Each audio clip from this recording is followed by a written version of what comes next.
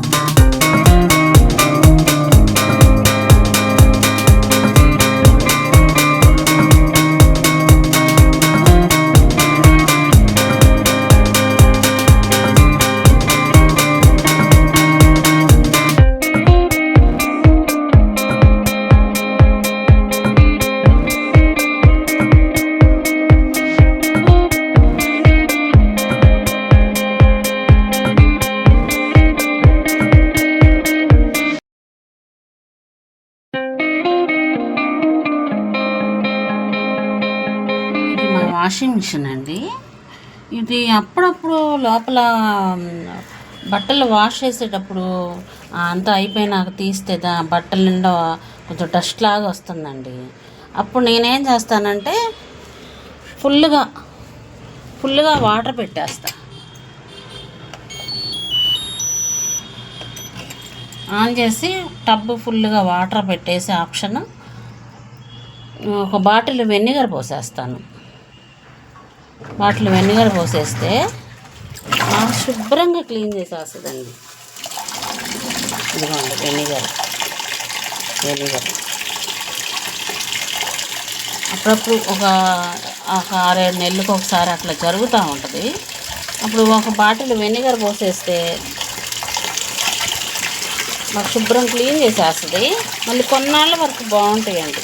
లేకపోతే అప్పుడప్పుడు ఇలా జరిగి బట్టల నుంచి డస్ట్గా రాలడం, కొంచెం వాషింగ్ మిషన్ లోపల నుంచి బ్యాడ్ స్మెల్ రావడం అట్లా జరుగుతుంది. ఇట్లా చేయగానే మళ్ళీ కొన్ని రోజులు బాగుంటుందండి. ఈ టిప్ నచ్చితే ఫాలో అవ్వండి. మాకు టబ్ క్లీన్ ఆప్షన్ లేదండి, అందుకనే ఫుల్గా వాటర్ పెట్టేసేసి అట్లా వాష్లో పెట్టి అట్లా పోసేస్తాను. బాగా క్లీన్ చేసేస్తుందండి.